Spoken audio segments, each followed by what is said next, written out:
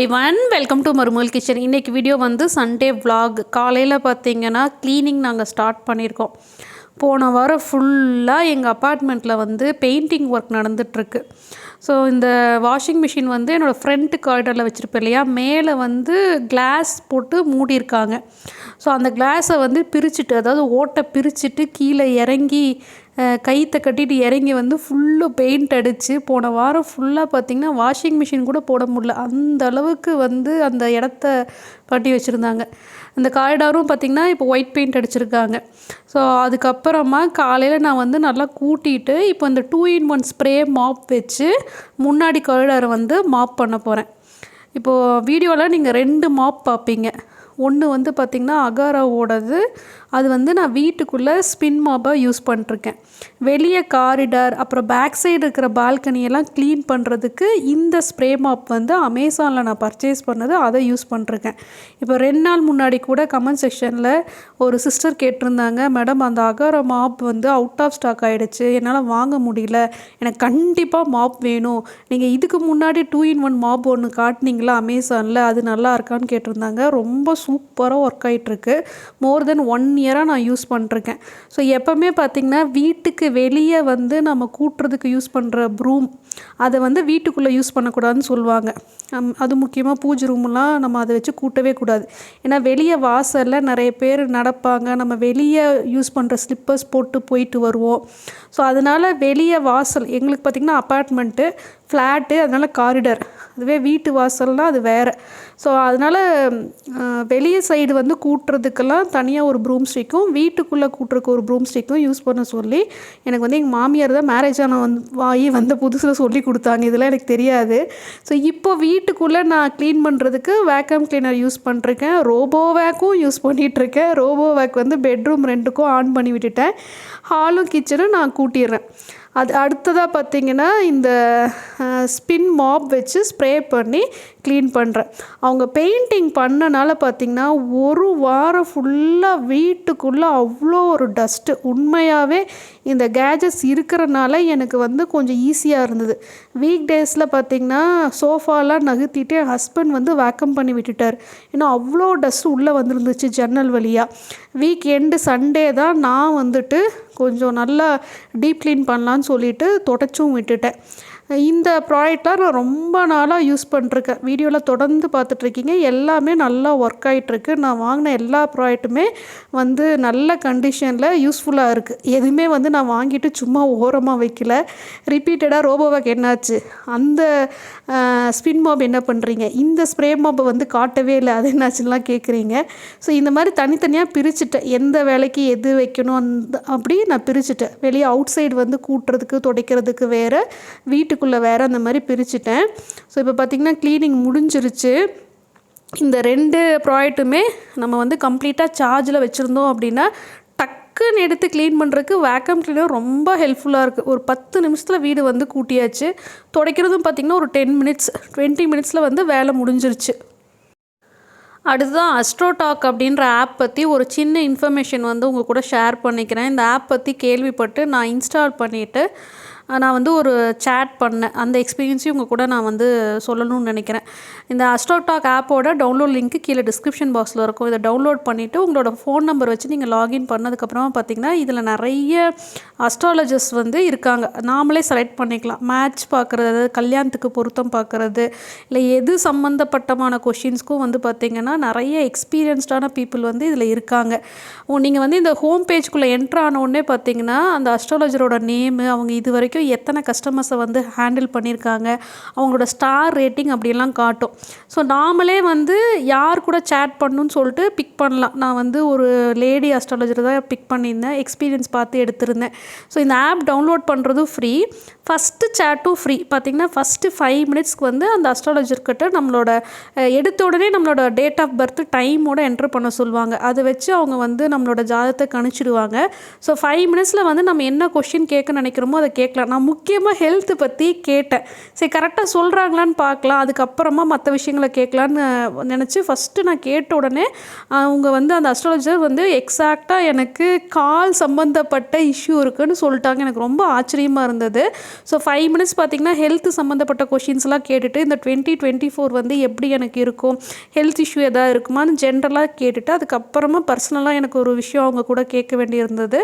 அதையும் பார்த்திங்கன்னா நான் கேட்டு முடிச்சிட்டேன். ஸோ 5 மினிட்ஸில் நமக்கு சாட்டிஸ்ஃபேக்டரியாக இருந்துச்சு அப்படின்னா அவங்க கூடயே அந்த சேட்டை வந்து நம்ம கன்டினியூ பண்ணலாம். சேட் கன்டினியூ பண்ணுறதுக்கு ஒரு நிமிஷத்துக்கு 5 ருபீஸ் அந்த மாதிரி காட்டுது. பட்டு பேமெண்ட் பார்த்திங்கன்னா 50 ருபீஸ் 100 ருபீஸ் அந்த மாதிரி நம்ம பே பண்ணிட்டு 50 ருபீஸ்க்கு வந்து மறுபடியும் ஒரு 5 மினிட்ஸ் வந்து அவங்க கூட சேட் பண்ணலாம், இல்லை ஃபோன் பண்ணியும் பேசலாம்.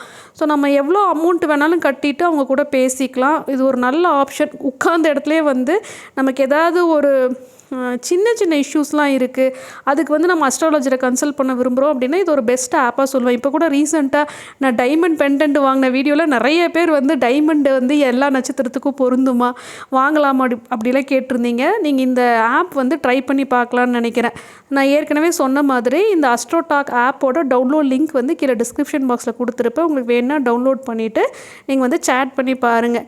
உங்களுக்கு வந்து அந்த அஸ்ட்ராலஜர் மேலே நம்பிக்கை இருக்குது, தொடர்ந்து சேட் பண்ண விரும்புகிறீங்க அப்படின்னா மட்டும் நீங்கள் அமௌண்ட் பே பண்ணி சேட்டை கன்டினியூ பண்ணலாம். ஸோ மறுபடியும் சொல்கிறேன், ஃபஸ்ட்டு 5 மினிட்ஸ் வந்து நீங்கள் எந்த அஸ்ட்ராலஜர் கூட சேட் பண்ணாலும் அது வந்து ஃப்ரீ தான்.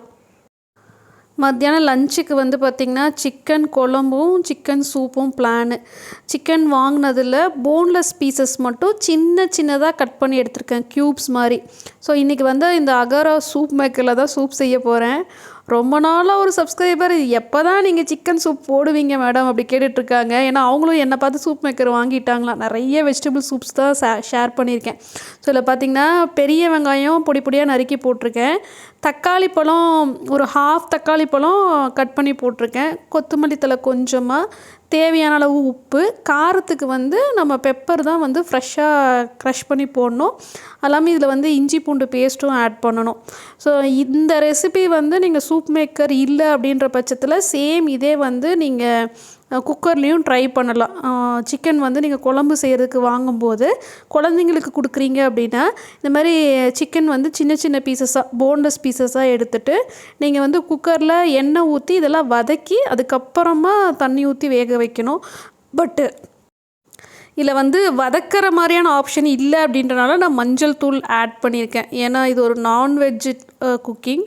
இதில் வந்து நம்ம எண்ணெயில் வந்து வதக்கலை, ஸோ அதனால் மஞ்சள் பொடி ஆட் பண்ணேன். இல்லைனா மஞ்சள் பொடி யூஸ் பண்ண தேவையில்லை. திக்னஸ்க்காக பார்த்திங்கன்னா கார்ன்ஃப்ளவர் மாவு 1 ஸ்பூன் எடுத்துகிட்டு கொஞ்சமாக தண்ணி ஊற்றி கரைச்சிட்டு அதையும் ஆட் பண்ணிடுறேன். எந்த ஒரு சூப் ரெசிபி செஞ்சாலும் அந்த சூப்போட திக்னஸ்க்கு வந்து பார்த்திங்கன்னா கார்ன்ஃப்ளவர் மாவு தான் தண்ணியில் கரைச்சிட்டு ஆட் பண்ணுவோம். இந்த சூப் மேக்கர்லேயே மினிமம் லெவல் மேக்ஸிமம் லெவல்னு கொடுத்துருப்பாங்க. ஸோ அந்த மினிமம் லெவல் வரைக்கும் நான் தண்ணி ஊற்றிருக்கேன். இதில் நிறைய ஆப்ஷன்ஸ் இருக்குது. இதோட டெமோலாம் நான் ஏற்கனவே போஸ்ட் பண்ணிட்டேன். இதில் பார்த்திங்கன்னா உங்களுக்கு ஸ்மூத் பேஸ்ட் சங்கி அப்படின்ற ஆப்ஷன் இருக்கும். இன்றைக்கி சூப் வந்து நான் சங்கி ஆப்ஷனில் வச்சு ஆன் பண்ணுறேன்.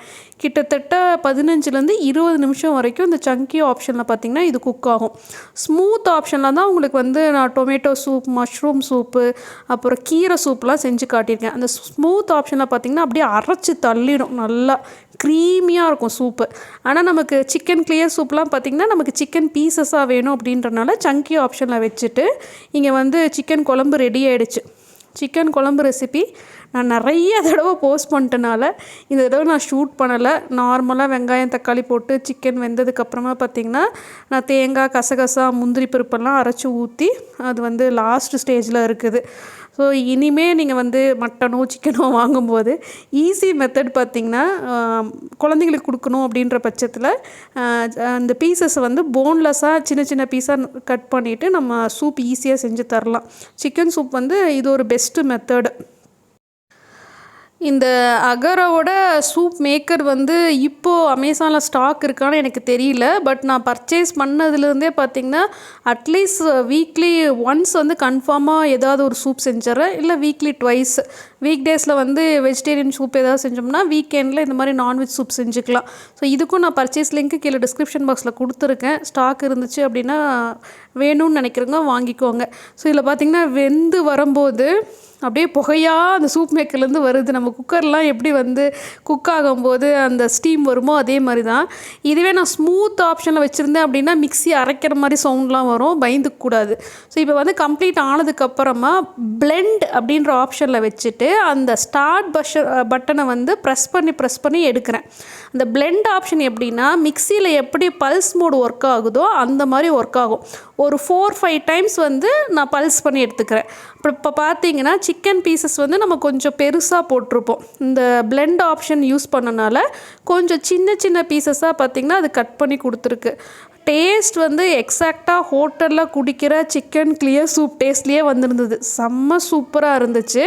பட்டு டர்மரிக் பவுட்ரு வந்து ஆட் பண்ணுறதை அவாய்ட் பண்ணியிருந்துருக்கலாம். எனக்கு என்னென்னா நம்ம குக்கரில் வேக வைக்கிறோம் அப்படின்னா பரவாயில்ல, ஸோ அது வந்து எண்ணெயில் வதக்கிடுவோம். பட் டேரெக்டாக இது வந்து குக் ஆகுதுன்றனால தான் நான் மஞ்சள் பொடி சேர்த்தேன். ஸோ மறுபடியும் காரம் உப்பு எல்லாம் செக் பண்ணிட்டு நமக்கு வேணும்னா உப்பு காரம் ஆட் பண்ணிக்கலாம். சூப்பர் எம்மியாக இருந்துச்சு சிக்கன் சூப்பு.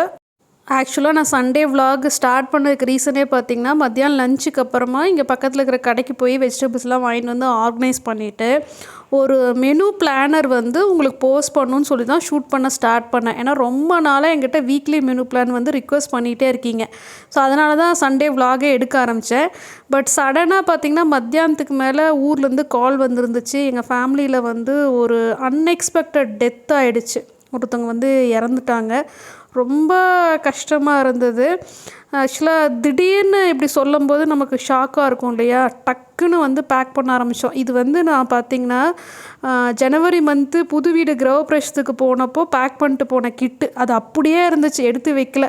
ஏன்னா இப்போது கோயம்புத்தூர் வீடு கன்ஸ்ட்ரக்ஷன் முடிஞ்சதுக்கப்புறமா எங்களுக்கு அடிக்கடி கோயம்புத்தூர் போக வேண்டிய வேலை இருக்கும்னு எனக்கு நல்லா தெரிஞ்சனால ஒரு ட்ராவல் கிட்டு வந்து எப்போவுமே நான் வச்சுக்கிறேன். ஸோ அதனால் பார்த்திங்கன்னா நானும் ஜீவனும் கடகடன்னு பேக் பண்ண ஆரம்பிச்சிட்டோம். ஹஸ்பண்ட் வந்து காரில் ஏர்லாம் செக் பண்ணிட்டு பெட்ரோல் போட்டு வரேன், உடனே கிளம்பலாம் அப்படின்ற மாதிரி சொல்லிட்டு போயிருந்தார். அது இல்லாமல் புது வீடு சம்மந்தமாக எனக்கு பேங்க் ஒர்க்கும் இருந்துச்சு. ரொம்ப கஷ்டமாக தான் இருக்குது. இப்போ வந்து பார்த்திங்கன்னா பெங்களூருக்கும் கோயம்புத்தூருக்கும் அலையிற மாதிரி ஒரு சிச்சுவேஷனில் இருக்கேன். இதில் ஒரு நல்ல விஷயம் என்னென்னா ஜீவனுக்கு வந்து 9th ஸ்டாண்டர்டுக்கான ஆனுவல் எக்ஸாம் முடிஞ்சு அவன் வந்து லீவில் இருக்கான். அவனுக்கு பார்த்திங்கன்னா 15 days ஹாலிடே. அதுக்கப்புறமா 10th போர்ஷன் வந்து ஸ்டார்ட் ஆகுது ஸ்கூலில். மற்றவங்களுக்குலாம் நார்மலாக கிளாஸஸ் நடந்துட்டு தான் இருக்குது. அவங்களுக்குலாம் ஆனுவல் எக்ஸாம் பார்த்திங்கன்னா March 15th அப்புறம் தான். பட் இவனுக்கு மட்டும் 10th போர்ஷன் வந்து மார்ச்லேயே ஸ்டார்ட் ஆகுது. சிபிஎஸ்சிக்கு பார்த்திங்கன்னா நவம்பர் மந்த்தே வந்து எக்ஸாம் அனௌன்ஸ் பண்ணியிருக்காங்க இப்போ ரீசெண்டாக சென்ட்ரல் கவர்மெண்ட்டில். ஸோ அதனால் ஹெக்டிக்காக போயிட்டுருக்கு. ஸோ திடீர்னு நாங்கள் ஊருக்கு கிளம்பிட்டோம். நீ கொஞ்ச நாளைக்கு வந்து கோயம்புத்தூரில் தான் இருக்க வேண்டிய ஒரு சிச்சுவேஷனில் நான் இருக்கேன். அங்கேருந்து நான் வீடியோஸ் போஸ்ட் பண்ண ட்ரை பண்ணுறேன். முடிஞ்சால் கண்டிப்பாக உங்களுக்கு வந்து நான் ஹோம் டூரும் போடுறேன். ஏன்னா கோயம்புத்தூர் வீட்டோட வுட் ஒர்க் வந்து எந்த லெவலுக்கு முடிஞ்சிருக்குன்னு நான் இப்போ போனால் தான் எனக்கு தெரியும். சப்போஸ் வுட் ஒர்க் கம்ப்ளீட் ஆயிடுச்சுன்னா கண்டிப்பாக உங்களுக்கு வந்து கோயம்புத்தூரில் வந்து வீடியோஸ் போஸ்ட் பண்ணுறேன். ஸோ எதுனாலும் உங்களுக்கு நான் வீடியோவில் இன்ஃபார்ம் பண்ணுவேன் அப்படின்றனால இந்த விஷயத்தையும் இன்ஃபார்ம் பண்ணிவிட்டு நாங்கள் வந்து கோயம்புத்தூர் கிளம்பிட்டோம்.